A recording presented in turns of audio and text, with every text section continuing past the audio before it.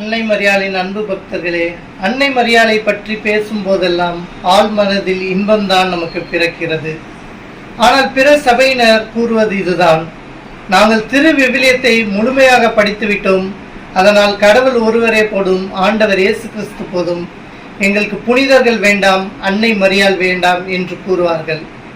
ஆனால் கத்தோலிக்கராகிய நீங்கள் தான் அன்னை மரியாளை உயர்த்தி வைத்து கொண்டாடுகிறீர்கள் என்று கூறுகிறார்கள். அன்னை மரியாளை நாங்கள் உயர்த்தி வைத்து கொண்டாடவில்லை, மாறாக திரு விவிலியமும் மூவரு இறைவனும் கூறிய வார்த்தையினால்தான் நாங்கள் கொண்டாடுகிறோம். குருவானவரோ போப்பாண்டவரோ திரு அவையோ எங்களுக்கு சொல்லவில்லை, மாறாக திரு விவிலியமும் மூவரு இறைவனும் தான் கூறினர். மூவர் கடவுளின் முதல் நபராகிய தந்தை கடவுள் அன்னை மரியாளை பற்றி கூறுவது இதுதான். புதிய ஏற்பாட்டில் தொடக்கத்தில் தந்தை கடவுள் கபிரியல் தூதரை ஒரு பெண்மணியிடம் அனுப்புகிறார். அவள்தான் அன்னை மரியாள். அன்னை மரியாளை பற்றி கபிரியல் தூதர் இவ்வாறு கூறுகிறார்: அருள்மிக பெற்றவளே வாழ்க, ஆண்டவர் உம்மோடு இருக்கிறார் என்று.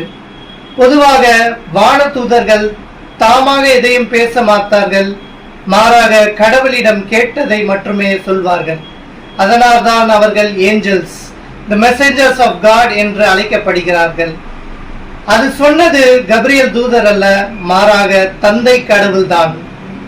வரலாற்றிலே நாம் தொடக்க நூலிலிருந்து திரு விவிலியத்தில் முழுவதையும் நோக்கி பார்த்தால் ஒரு வானதூதர் ஒரு பெண்ணை வாழ்த்துவது இதுதான் முதல் முறை. வரலாற்றில் அப்படிப்பட்ட ஒரு பெண்மணியை காணதே இல்லை. வரலாற்றும் நபர்களும் இந்த பெண்மணிக்காக தான் காத்து கொண்டிருந்தார்கள். அந்த பெண்மணியை தந்தையாம் கடவுளை உயர்த்தி கூறுகிறார். அதுவும் எவ்வாறு கூறுகிறார் என்றால், அருள் நிறைந்த மரியே வாழ்க, ஆண்டவர் உடனே என்று கூறுகிறார். எனவே அன்னை மரியாளை நாம் உயர்த்தி கொண்டாடுவது மிகையானதே. எனவே அன்னை மரியாள் வழியாக நாம் இயேசுவை பின்பற்றுவோம், புனிதத்தில் வளர்வோம். ஆமேன்.